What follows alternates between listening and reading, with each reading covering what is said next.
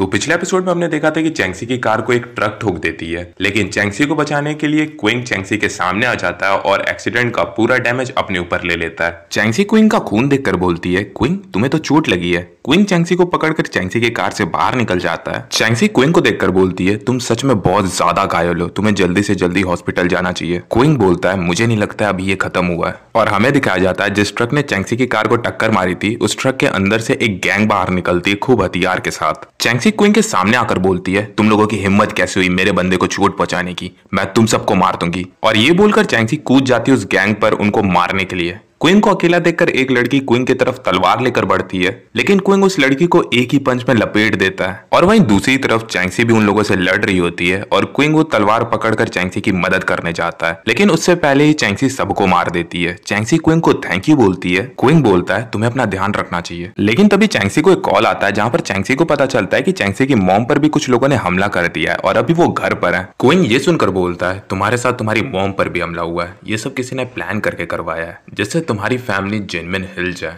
चैंक्सी रोते हुए बोलती है, अगर मेरी मॉम मर जाएंगी तो मेरी चाची जेनविन फैमिली की हेड बन जाएगी मेरी मॉम की जगह, और फिर वो मुझे जेनविन फैमिली से बाहर निकाल देंगी। क्विंग बोलता है, तुम रो मत, मैं तुम्हारे साथ तुम्हारे घर चलूंगा, मैं जब तक तुम्हारे साथ खड़ा हूं तुम्हें कुछ नहीं होने दूंगा। क्विंग की ये बात सुनकर चैंक्सी सोचती है, आखिर मेरे साथ ये क्या हो रहा है, आखिर मुझे इस इंसान पर भरोसा क्यों हो रहा है। चैंक्सी अब अपने इमोशंस को कंट्रोल नहीं कर पाती और क्विंग के गले लग जाती है। अब हमें सीन चैंक्सी के घर का दिखाया जाता है जहां पर चैंक्सी की मॉम से मिलने चैंक्सी के साथ क्विंग भी आया था। चैंक्सी के पास चैंक्सी की बॉडीगार्ड भागते हुए आती है और चैंक्सी से बोलती है, आखिर माय लेडी आप आ ही गई। चैंक्सी अपने बॉडीगार्ड से पूछती है कि आखिर मेरी मॉम कैसी है। चैंक्सी की बॉडीगार्ड बताती है कि चैंक्सी की मॉम की तबीयत इतनी भी अच्छी नहीं है और मे मैम ने किसी को भी आपकी मम्मी के रूम में जाने से मना किया है। चैंक्सी बोलती है, मैं मे को तो छोड़ूंगी नहीं।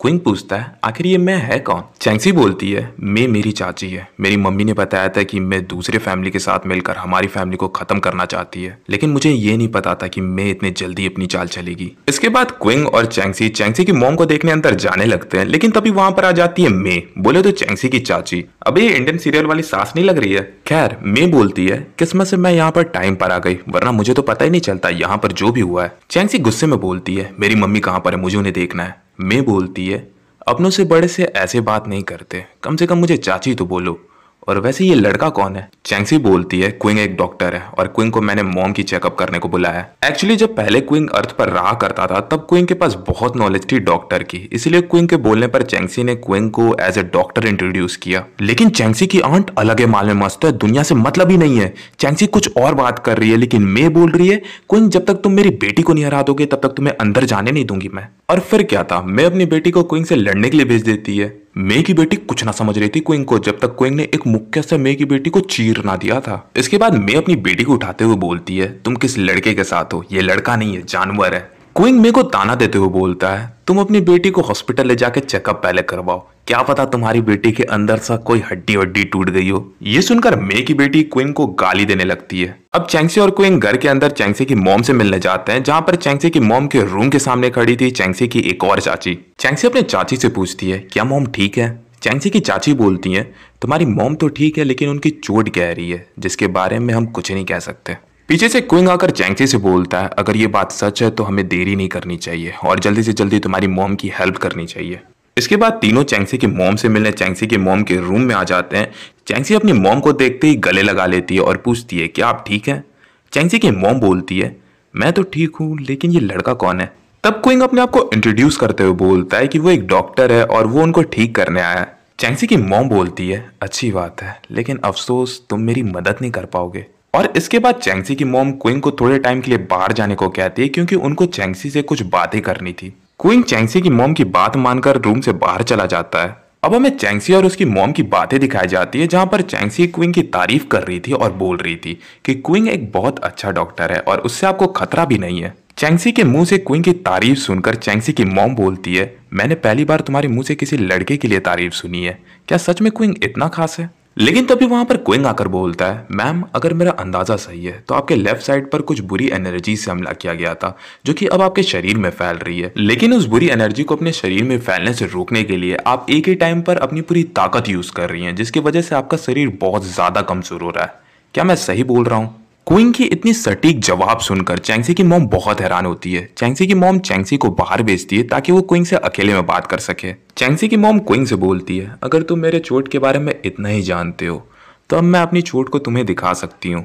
इसके बाद चैंक्सी की मॉम अपने कपड़े उतार देती है, जिसको देखकर क्विंग का दिमाग हिल लेता है। क्विंग बोलता है, आप अपने कपड़े उतारने से पहले कम से कम बता तो देती। इसके बाद क्विंग चैंक्सी की मॉम के शरीर पर वो बैड एनर्जी देखता है। चैंक्सी की मॉम के शरीर पर वो बैड एनर्जी देखकर क्विंग बोलता है, ये बैड एनर्जी जितनी ताकतवर लग रही है मुझे, और आपका शरीर जिस हालत में दिख रहा है, मुझे नहीं लगता आपका शरीर इतना बैड एनर्जी सह पाएगा।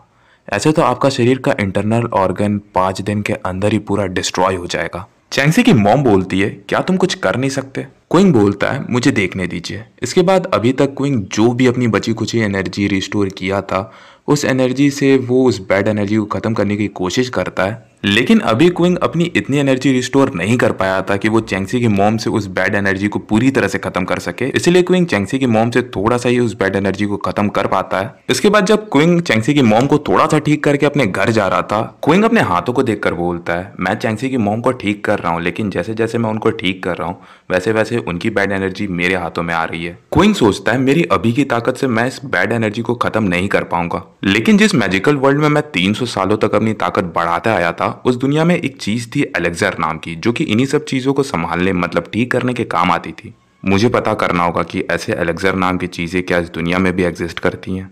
और इसी के साथ ये एपिसोड यहीं पर खत्म होता है। और हाँ, मुझे पता है एपिसोड बहुत लेट है, बहुत ज़्यादा, लेकिन मैंने पहले बता रखा है कि मेरा एग्जाम चल रहा है, इस वजह से एपिसोड लेट है। बाकी तो यार तुम समझ रहे होगे। चलो मिलते अगले वीडियो में, तब तक के लिए सायोनारा, बाय बाय।